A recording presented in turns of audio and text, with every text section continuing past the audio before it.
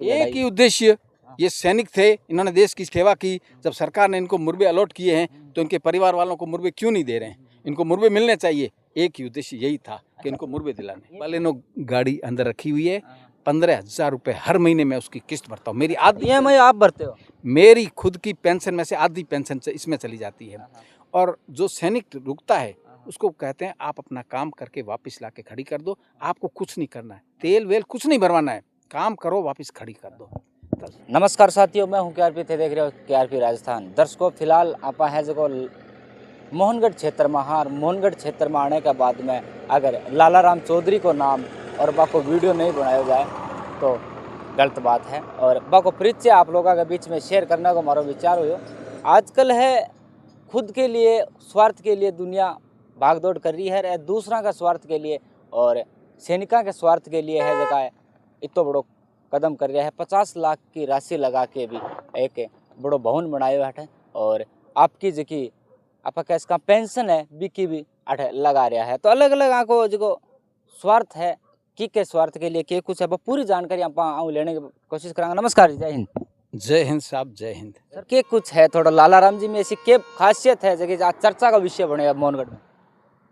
भाई साहब, ऐसी बात है, ये जो सैनिक विश्राम गृह है ये मोहनगढ़ से जैसलमेर जो हाईवे है इसके ऊपर बना हुआ है। ऐसे सब राजस्थान सरकार ने राजस्थान के पूर्व सैनिकों के लिए नहरी क्षेत्र में हज़ारों मुर्बे अलॉट किए थे। 1982 में फार्म भरवाए थे और 2004 में अलॉट किए 22 साल के बाद में। तो इस दौरान क्या है, 1500 भूतपूर्व सैनिक जो बुजुर्ग थे वो ख़त्म हो गए, तो सरकार ने उनके मुर्बे खारिज कर दिए। साहब, मैं भी एक सैनिक हूँ। जब यहाँ लोग आते थे मुर्बों वाले पूरे राजस्थान के कि हमको ये मुर्बा तो मिला लेकिन हमारा खारिज कर दिया, मुझे दुख हुआ।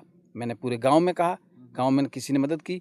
मैं पूरे राजस्थान क्षेत्र के अंदर गया, हर ज़िले के अंदर, हर ज़िले के सैनिक बोर्ड प्लस वहाँ का जो संगठन होते हैं सैनिकों के, वहाँ जा कर के उनको बात बताई, लेकिन किसी की भी समझ में नहीं आई। और सभी ने कहा कि लाला राम कोई ठग है जो वहाँ से जैसलमेर से चल करके आया है। मैंने साहब ठान लिया इनको ये मुर्बे दिलाने हैं। मैंने प्रभु श्री सीताराम जी का नाम आगे रख करके निस्वार्थ भाव से मैंने ये काम 2006 सितंबर से शुरू कर दिया। और उसके बाद में जयपुर में 2008 में मेरी मुलाकात हुई सूबेदार अर्जुन सिंह जी राठौड़ से, और हमने मिल करके हम सब मंत्रियों के पास गए, नेताओं के पास गए, नेताओं के चक्कर लगाए, यहाँ तक कि कांग्रेस और बीजेपी के मुख्यमंत्रियों वसुंधरा राजे, अशोक गहलोत, इनके पास भी इन्होंने कहा ये मुर्बे खारिज हो गए, नहीं मिलेंगे, आप चक्कर मत लगाओ। हमने तो साहब ठान ली कि करना ही है।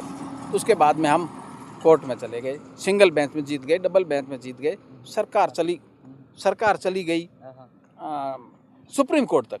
हमने सुप्रीम कोर्ट में भी राम जी का नाम लेकर के लड़ाई लड़ी।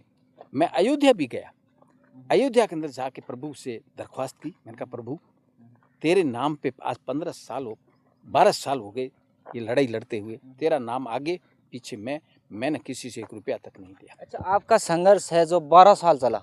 12 साल एग्जैक्ट, 12 साल से भी ज़्यादा चला, लेकिन 12 साल हाई कोर्ट का जो फैसला आया था वो 12 साल के अंदर आया था, एग्जैक्ट 12 साल। 12 साल, हाँ।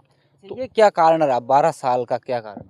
ये हमारे देश के जो क्या बोलते हैं, ये जो हमारे ऊपर जो शासन कर रहे हैं, जो हमारे नेता हैं, इनके दिलों में सैनिकों के प्रति कोई भावना नहीं है सर। अगर सैनिकों के प्रति भावना होती तो इतने साल हमको नहीं लगते। आखिर में सुप्रीम कोर्ट से हमको ये न्याय मिला। अच्छा, सुप्रीम कोर्ट से। अच्छा, आप इसका लड़ाई आप लोग लड़ी हो, कौन से उद्देश्य लड़ी हो कि के उद्देश्य हो आपकी? एक ही उद्देश्य, ये सैनिक थे, इन्होंने देश की सेवा की। जब सरकार ने इनको मुर्बे अलॉट किए हैं तो इनके परिवार वालों को मुर्बे क्यों नहीं दे रहे हैं? इनको मुर्बे मिलने चाहिए। एक ही उद्देश्य यही था कि इनको मुर्बे दिलाने। एक और है मोहनगढ़ में चर्चा का विषय है कि लाला राम जी आपकी 50 लाख की राशि लगा के एक बहुत बड़ा भवन बनाया है। और बिल्कुल सही बात है साहब। जब कोर्ट से फैसला आ गया तो वो पूर्व सैनिकों के परिवार वाले कहते हैं मोहनगढ़ में आएंगे तो रुकेंगे कहाँ? मेरी पत्नी सरकारी टीचर थी, भगवान ने देखा फैसला आ गया है तो ये रहेंगे कहाँ? लाला राम के पास तो पैसा है नहीं जो बिल्डिंग बना दे। मेरी पत्नी सरकारी टीचर थी, उसको भगवान ने अपने पास बुला लिया और 50 लाख रुपए मिले थे। उसी 50 लाख से ये सैनिक विश्राम गृह जो आप देख रहे हैं ये पूरा बनाया, इसमें सब फैसिलिटी है।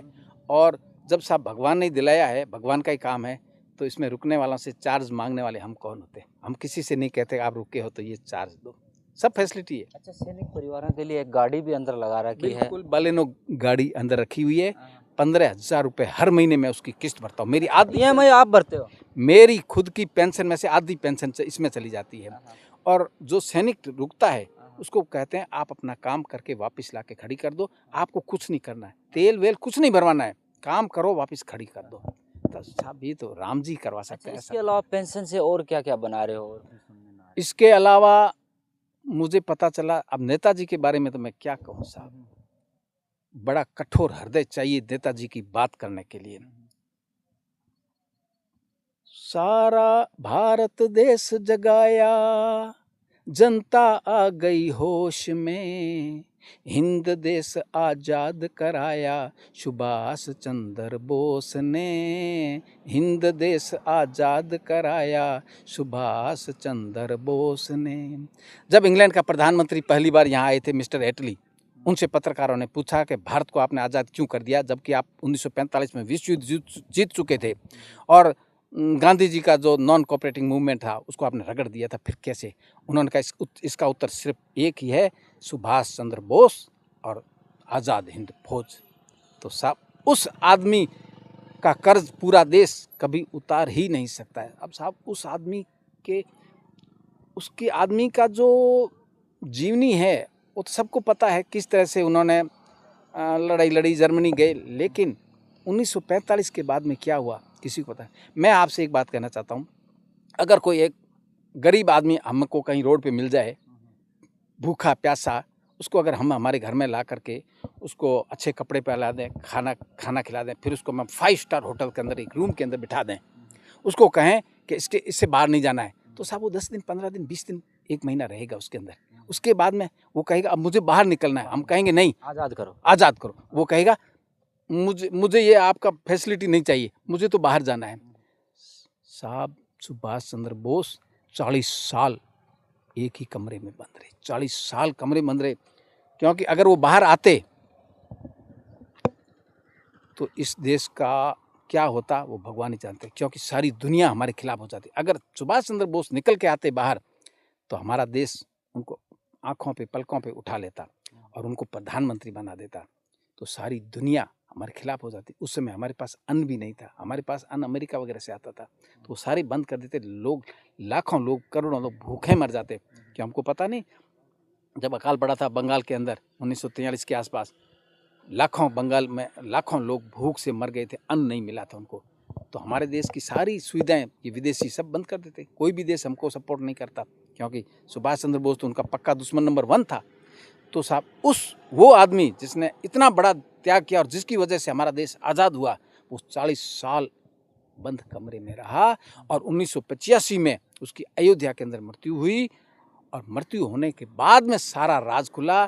जो राम भवन वहाँ पर है उसमें जो भी डॉक्यूमेंट्स मिले हैं अभी वो सब सुरक्षित रखे हुए हैं, उनसे बिल्कुल ये क्लियर हो गया है कि ये नेताजी सुभाष चंद्र बोस ही थे। लेकिन सरकार इसको डिक्लेयर नहीं कर सकती, क्योंकि जो सरकार में हमारे जो पहले प्रधानमंत्री, जो गृह मंत्री थे, उन सब ने कह दिया था कि हवाई जहाज़ में 1945 में सुभाष चंद्र बोस ख़त्म हो गए।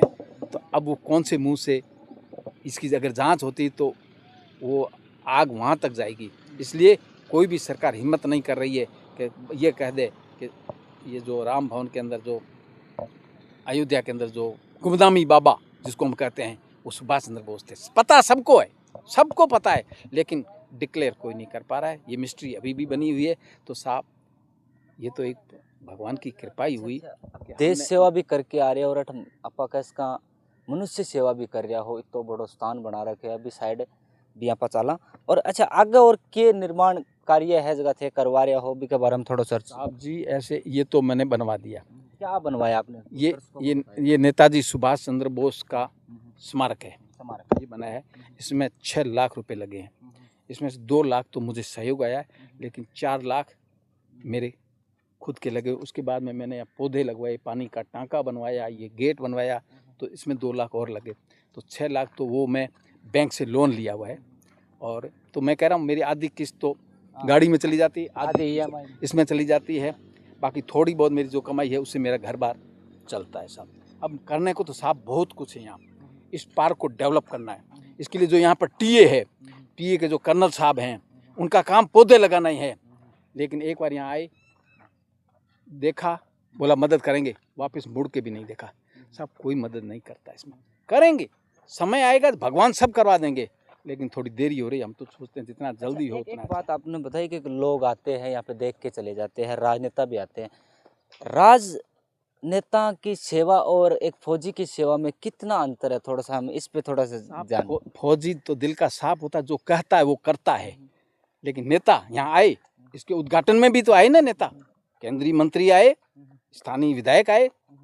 स्थानीय विधायक ने घोषणा भी की थी 5 लाख के अंदर इसकी बाउंड्री बनाएंगे। वो कहाँ है बाउंड्री? अच्छा, अब तो विधायक भी चले गए।